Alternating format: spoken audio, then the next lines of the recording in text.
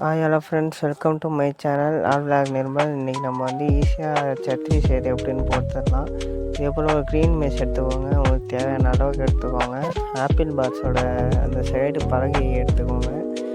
வாங்க உங்களுக்கு காட்டுறேன். இப்போ வந்து ஆணி அடிக்காமல் நான் வச்சு காட்டுறேன் உங்களுக்கு ஒரு புரிதலுக்காக. இந்த கூண்டுலாம் சைடில் பாட்டம் அடிப்போம், அதே போல் தான் இந்த மெஷ் வைக்க டபுள் சைடு மட்டும் மேலே ஒரு குச்சி கீழே ஒரு குச்சி வச்சு ஆணி அடிச்சுக்கோங்க. மீதி சைடெலாம் ஒரு குச்சியாக போதும். இப்போ ஆணி அடிச்சுட்டு காட்டுற பாருங்கள். நல்லா ஆணியை வச்சு தைச்சிக்கோங்க வலையில் எல்லாத்துலேயும். சரி, இதுக்கு ஒரு சென்டரில் வைக்கிற போல் ஒரு முட்டுக்கழி எடுத்துருவோன்னு சொல்லிட்டு பக்கத்தில் உள்ள ஒரு முட்டுக்கழி எடுக்கிற இடத்துக்கு போயிட்டேன். அங்கே போயிட்டு முட்டுக்கழி காட்டுற பாருங்கள். இது போல் ஒரு முட்டுக்கழி எடுத்துக்கோங்க. சும்மா சின்னதாக இருந்தாலே போதும், இவ்வளோ பெருசு கூட தேவையில்ல. நடுவில் வச்சு சேர்த்து ஆணியை வச்சு செட் பண்ணிவிட்டு 4 சைட்லேயும் 4 பாட்டம்லேயும் கட்டுக்கம்பி வச்சு கட்டிடுங்க நல்லா ஸ்ட்ராங்காக. அப்போ தான் வந்து புறா உட்காந்தா கொண்டு ஆடாது.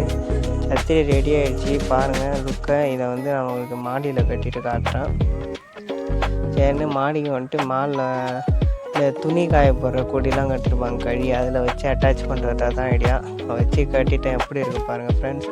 வெறும் நான் உங்களுக்கு ஒரு புரிதலுக்காக எக்ஸ்ப்ளனேஷனுக்காக 1.5 மணி நேரத்துலேயே இந்த 1.5 மணி நேரம் சொல்ல சாரி ஃப்ரெண்ட்ஸ் 1.5 நிமிஷத்துலேயே இந்த வீடியோ ரெடி பண்ணி போட்டேன்.